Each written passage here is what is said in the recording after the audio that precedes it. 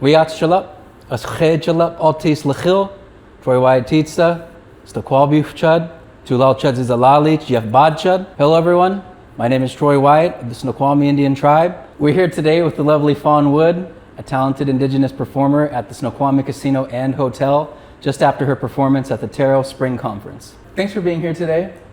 Thanks for having me. Of course, I really enjoyed your set, and just listening to the crowd and everyone's feedback as you were singing or after your song, it was kind of powerful because a lot of people really have an emotional attachment with your music and the way that your voice comes out. I guess my first question has a lot to do with the emotion in your music, and what are you thinking of when you connect and you are singing to a crowd like you did today? I think what's felt through the music and that emotional connection that we make through music goes back to that intention that we put into it. I think artists, specifically Indigenous artists, we all have that teaching in one way or another from, whoever our mentors were, about the things that we create and the work and the intention that we put in it. We're very mindful of that because we know that's what people are going to feel when they hear our music, or when they wear our art, or when they come in contact with whatever expression that we have. And that's really special, and I take a lot of pride in that. Well, that's good. I definitely resonated. There's some things you can hear once or twice and it doesn't really invoke any kind of emotion, and some things just you kind of got to stop. And something I was telling my son as he was sitting there, it was just I don't think I've ever seen you this quiet before. And he just, instinctually had questions and was lit up about the way he felt, So it definitely moves people. And kind of tracking with that, I guess, what is one of the primary emotions that you try to invoke when you are singing to people? Obviously there's a message to it, but are you more focused on making people happy? Do you want them to reflect? What's some of the core emotions you like to? I think one of the main things that motivates me to create music is being able to connect with them on that really special level. I guess you would say, I think it's just practicing and connecting people with the spirit of the music. I think our stories, there's so much beautiful ways and things that we could express through music, and that's what people feel. And I really try my best to connect with people, because you never know what anybody's going through. And sometimes when you hear a song, it's almost like sharing a prayer with them. You want to uplift them through your music, and that's something I really try practice as an artist, is to uplift our people. I noticed that there's storytelling, there's prayer, there's a lot of emotion in the music. Is there a certain topic that you like to sing about more than others, as far as family or friends? I think a lot of the theme, or even going back to what emotion that I want to invoke in people is love. I was one of our main teachings, no matter what tribe you come from, is to love one another, to share that love. We raise our children on love. We take care of our elders out of love. And I think just expressing that through music is something that I strive for. It's really important. It's something you touched on. I was having a conversation recently with my son and some other people. The elders always told me anger and hatred are learned behaviors. You don't come out into this world with those attributes. They're taught to you. You learn them over time. So there's definitely a lack of people willing to spread the positive emotions, because it's easier to hate things. It's easier to be frustrated. What are some examples of performances that you've done where you could feel the energy shift in the room? Has there ever been a time where you just see it in the crowd? It started off one way, but by the time you were done, maybe someone was emotional, or is it? Right off the bat, I could think of two really prominent performances that I had. One of the very first ones, my sister was serving as a youth ambassador for the Manitowoc Festival in Winnipeg, Manitoba. Along with the festival, they have this big music awards show, and she was asked to perform. And that being one of her first performances, she asked if her family could join her. So she chose myself and our parents to sing with her. She chose this song and expressed a lot of love in there. It was one of those really heartfelt songs. And one thing that we weren't aware of till just we were about to go on stage was that in the crowd, there was going to be a lot of the families and loved ones of MMIW from the area, and that was just so powerful. It was in a huge arena full of people for this televised show, and we sang this song and looking out into the crowd and seeing all of the family members and loved ones holding these pictures, and I swear in that whole building you could hear a pin drop. Through song, that we were able to offer some prayers for these families and some comfort. That's one of the special moments. A second one, I'd have to say, that I was really moved and it really stuck with me was I was in Rapid City, South Dakota, and it was on my birthday. and I was at the Big Black Hills Powwow, and they had asked me to share a song out there. So I sang Remember Me. The beautiful thing and what moved me so much about that moment was I had a whole crowd of little girls around me. They were watching. And as I was singing, you could hear the little ones singing along. I got so emotional. I almost had to stop singing, but just seeing that empowerment in our young people and having them sing along to that, you know, I remember being their age. There wasn't so much of a presence of our music or people that were sharing things like that. You know, I think it's really important to inspire our young people, to inspire our people, all ages, to be proud of where they come from and to be proud of who they are. And I know that music is such a strong tool in invoking that in them. Definitely. The music, the culture, and the language are like two things that you can use to carry on. Our elders always said, you awaken the ancestors when you speak our language. And with Lushootseed, which there's two dialects in our tribe in the Northwest here, it's really a lost language. And I think we all know why that is, but I always try to instill some of that in my son. Like you said earlier, like they may not understand it or speak it fluently, but the fact that you can carry it on and spread that tradition is it's very powerful, right? It's like almost like time traveling, especially when you learn a new word, you get a chance to understand what the elders were thinking when the word first came about, right? So it had to come from somewhere. But let's back up a second here. You mentioned your sister, and I'd like to know who that is and how big of a role she's played in your career. My younger sister? Tia Wood's actually my baby sister. I'm the oldest from our parents. I do have two older sisters, but I'm the oldest from our parents, and she's the youngest. I'm so proud of her. It's beyond words how proud I am of the movement she's doing in music as an Indigenous woman. And she sings more contemporary stuff, and she's been really successful. But to see her in the spaces that she is, where a lot of our people have never been before, is a huge step for us. And the beautiful thing about what she does with her music, you know, when she talks about role models, how, you know, what I've done with music has inspired her, but she inspires me. She inspires me by how connected she still is to our community while traveling way outside the boundaries of our community and any of our communities, that bridge to listeners outside of the Indigenous people. And the way she represents herself and the way she represents her music, you could still see that and hear that impression that she has, that our culture has on her and her music, and that's beautiful. She's doing evolutionary things for Indigenous people in music, but, you know, she keeps it really close to her grassroots. I love to hear that because I am also an entertainer. Wasn't the greatest. I kind of saw the writing on the wall. There was a lack of opportunity, lack of representation, and I got discouraged.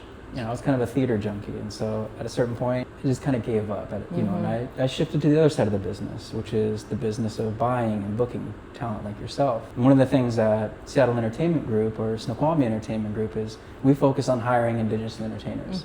And the reason is, if we don't do it, there may not be an opportunity otherwise, right? Yeah. So it all starts with having the passion to create those opportunities. So kids like what you were entertaining at South Dakota, they need to be inspired, right? Yeah. Otherwise that flame kind of slowly dies out. How would you say you inspired your sister's career and vice versa? Were you singing at an early age and she kind of caught wind of it, or was she always just born to perform? I think just naturally, because I'm her oldest sister, you know, I left that impression on her with music.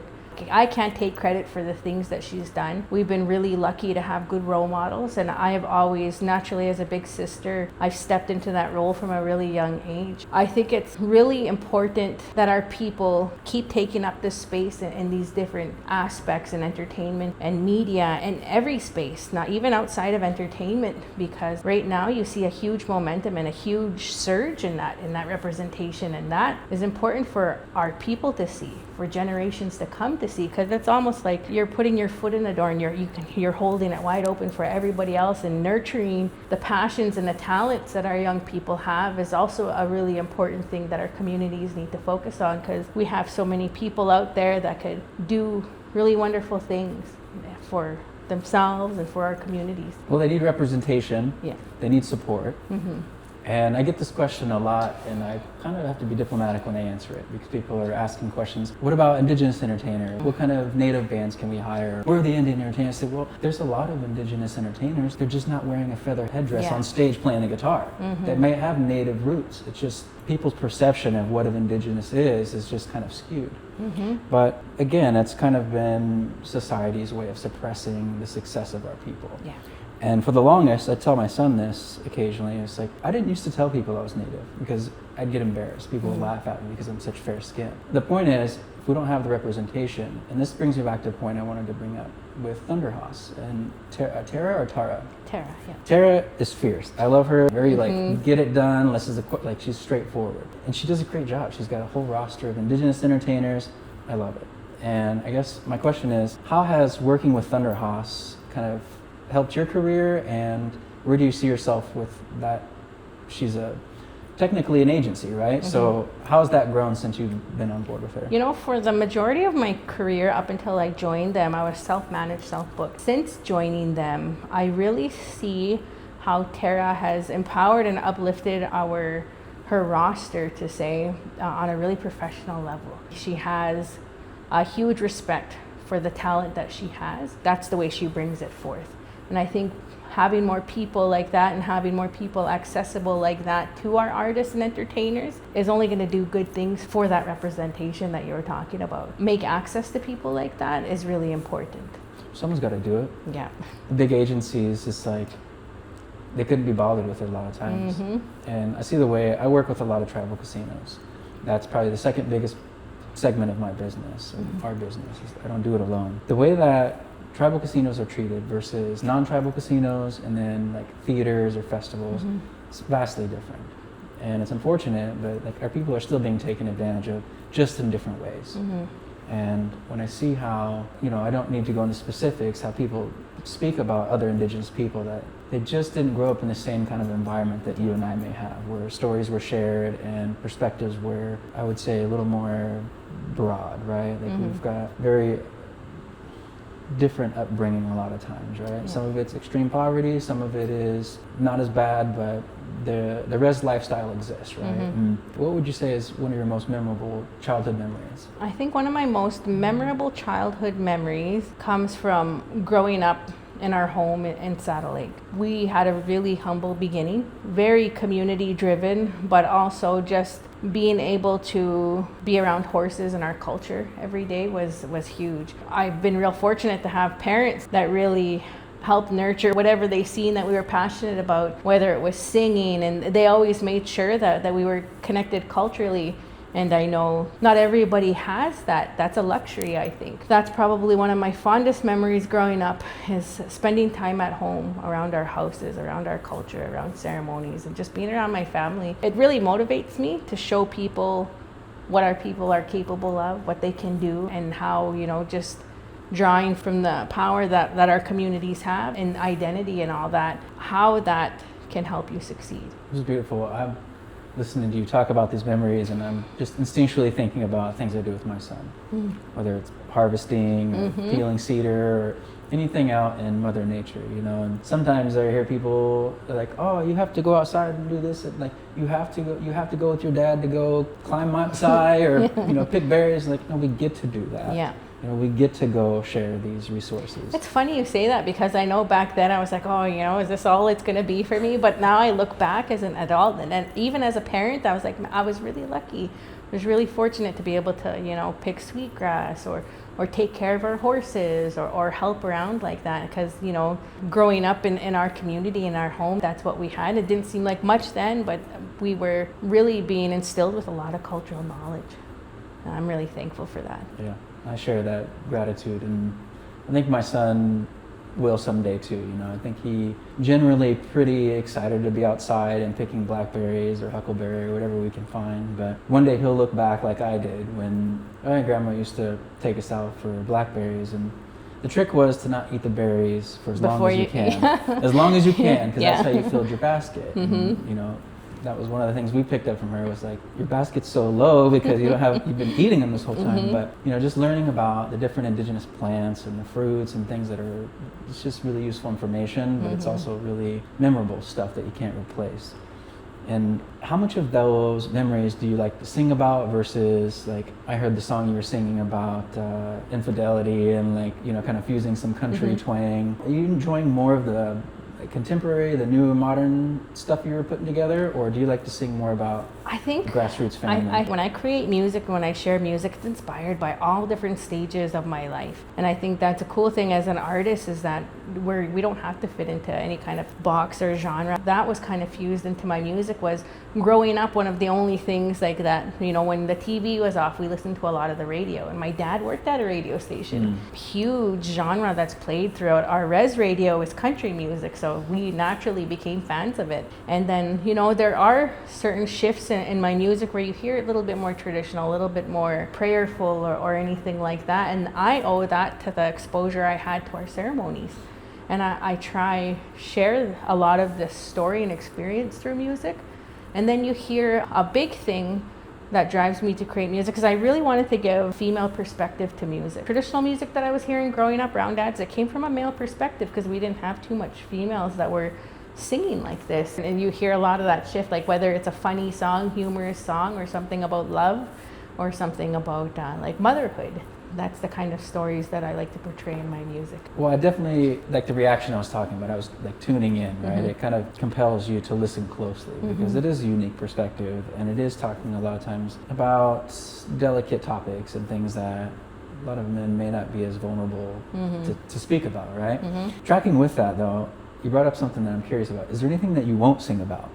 I think when it comes to a certain, like our people are very humorous. Like we like to laugh, we like to poke fun. I won't ever sing of anything that kind of maybe puts our people in a negative light, or anything that it may be embarrassing, or maybe kind of feed into the stereotypes that people have of our people already. So that's something I won't sing about. I believe that even a long time ago, when you hear our songs from our ancestors, a lot of it was meant to be used in a positive aspect and to empower people, uplift people. So I try to stick with that theme. Well, it works. It's very powerful, and I think that anytime you drift off towards the negativity, it can be offensive, or you only cater to one kind of personality. And I think it's just better as a musician to be uplifting and to spread levity and to be kind of an optimistic person. You mentioned something earlier too that I've been thinking about. You've got 3 sisters, is that correct? Yeah. No brothers? I have one brother. I brother. actually have, I have 4 sisters. I have 2 younger sisters, a younger brother, and then I have 2 older sisters from my dad previously. So we have quite a big family. I grew up in our household as the biggest sister too. Yeah, I do have one younger brother. So everybody lived in the same house? Oh yeah. Full house. Yeah. Who's the hand game champion? Right now, it's my younger brother. Okay. You know, I saw you post something and I was like, oh, I bet she's got like a hell of a score. Yeah, you know what? Actually, hand games run pretty deep in our family history. Like that's how my dad learned how to sing. My mom used to play when she was younger, and my late grandfather, my dad's dad, he was a champion. I remember walking into his house when we'd visit him, and he had a whole wall full of just hand game trophies and rodeo trophies, because he used to be a bronc rider. So yeah, so now my younger brother, like he's really into it, and he's starting to get all of us back into it. And now with social media, now you can play hand games online. Right, like against Zoom, people from all over. There's probably an app somewhere or something, I don't know. But hand games, stick games, you know, it's all very like nostalgic, because it makes me think about like the times that's how we entertained ourselves, right? Like we didn't have the phone, we didn't have these digital dependencies, and anytime I get to connect with my son, we're just like, let's do it, you know what I mean? So whether it's board games or hand games, like I love hearing about it and being a part of it. I did want to ask you, I was taking a look at some of your most current music, and I'm just wondering, like, couldn't find anything about a new album release, if there's any stuff you're working on, but I also don't spend a lot of time on the internet when I can help it, so I might not have been looking hard enough. Actually, you know, for the first time, I haven't been in studio for 6 years, but this past winter, I got back in the studio and I started my first independent album. I'm really excited because I'll be finishing it this spring and releasing it later this year, and it's been a long time coming. As an artist, when you haven't recorded, especially a music artist, you haven't recorded anything in 6 years, like I have a whole catalog of stories I want to share, and I will have some new music really soon. You're gonna tease it, or are you just gonna do? I probably will. I was like, I'm a bit of a perfectionist, so I was like, I don't want to release anything till I know it's done. But when I get close, I'll definitely be sharing some. How many tracks? My first round of sessions, I had 10. So that's enough for an album already, but I'm going back for another 12. And what I want to do is like pick and choose what I want to release on the first one and maybe have a few more for a couple EPs in there.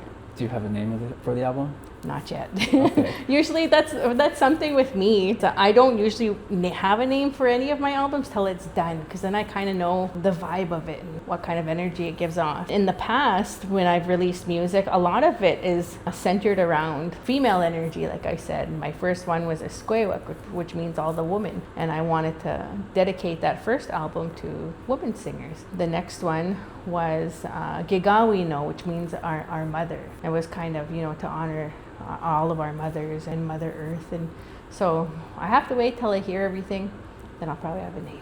Everyone has a slightly different creative process, Some people will pick the name and build an album around it, and there's no wrong way. That's what I love about music. It's like there's no rules, you get to do it however you want. Where did you end up recording, or where have you been working on the album at?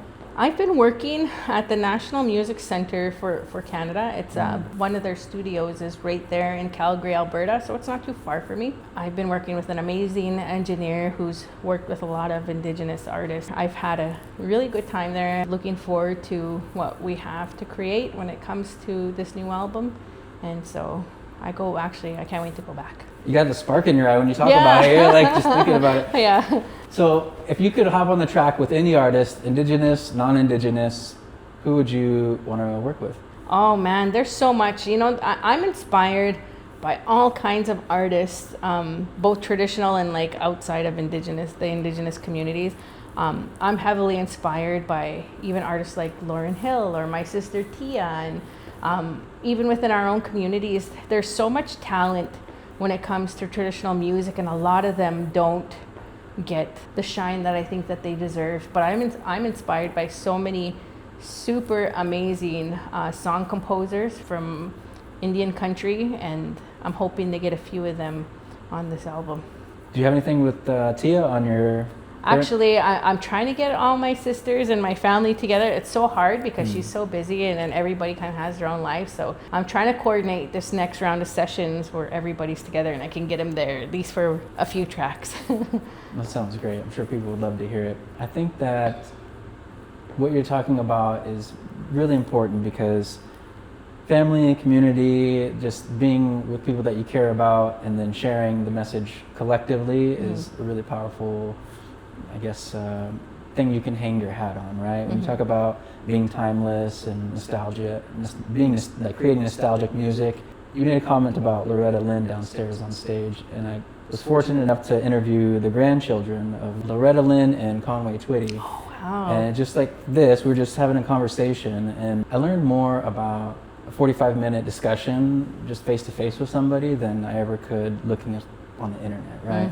And that's part of the reason why I was excited that you agreed to do this interview with me. And I know you might be tired after the performance, but being able to share some of this information online and like collaborate with our efforts, I feel like a lot of people are going to appreciate that. Is there something that like you see in the future for Indigenous entertainment and the landscape with social media? Like, how has that influenced how you present your music, or what you see coming in the next 5 years? I think utilizing like the access we have to social media today has been amazing for Indigenous entertainers, even the ones that are just starting, because all it takes sometimes is just sharing a little bit of your music and connecting with people like that. And that's the beautiful thing about having social media to share and grow a community like that and grow like a fan base. It makes your art more accessible to them. I'm hoping that in the future, we see more artists be able to connect with people like that. It always makes me wonder too, when we think about all of the unsung, amazing entertainers that we had in the Indigenous community in the past, how well their music would have been received nowadays with platforms like that. But I'm just hoping that we do get a surge in Indigenous entertainers and music or whatever it is in the future. And I think we're going in the right direction for that. Well, in November, I want to say like 18th or something like that, we've got a big Indigenous bill we're putting together here at the casino. We've got Superman, Kasia, she's going to do dancing. We're going to have Belushi Nation, and Drizas, I believe, is going to come out. Oh yeah, he's from out our area. I know, and it was just like, I presented him as an option, and we were looking at Snotty Nose Res Kids as well, right? And it's like, what I'm noticing with social media is, kind of like yourself and Tia, like everyone is amassing these followers. And do you spend a lot of time responding to them, or are you more focused on the music? Do you have someone managing your social media, or? I manage all my own social media, and I think I try keep it as like the connection that we make. I know when we're doing it virtually, I try treat people who reach out to me the same way I would if they approached me in person. I do get a lot of people who approach me and tell me how my music, what it means to them, or how it made them feel, or whether they've been following me for a long time or not. So I really try keep that interaction coming from me, I guess. And I think that's important, especially if you have a lot of people who kind of follow or watch the work that we share on there. Like what I share on there, that's all me. You know, I don't have nobody tell me, oh, you should post this and that. And I think being as authentic as you can when, you know, on platforms like that's important, especially for our artists and our entertainers like that. Like, you know, you look at like you could tell what kind of person a person is, you know, when they're being their authentic self. And I think that's important. It's very important. A lot of artists will farm it out to someone, and then slowly but surely you can see that kind of personality leave. It becomes more of like a sales tool, if you will, you know what I mean? But people are more excited to share personal stories and like organic interactions, right? Like people like to buy, but no one likes to be sold, right? Yeah. So it comes across in the way we put our content out there, and it's always important. Like these interactions are so important. Yeah, we could have did a phone interview or a Zoom or something like that, but I'd like to think that we'll both take away some good memories from this, and hopefully, you know, see more of each other in the near future. But I want to kind of cap this off with one last question, which is, how can new Indigenous music fans find you on social media? Searching me up on everything. I think I have pretty much I utilize all the different platforms. And when it comes to connecting my music, I'm fortunate enough to have it on all streaming platforms, and hopefully they keep their eyes peeled for this new music that's going to be coming out. I'm going to be on the lookout. I'm very grateful for your time today. Ishko, and thank you for everyone for watching.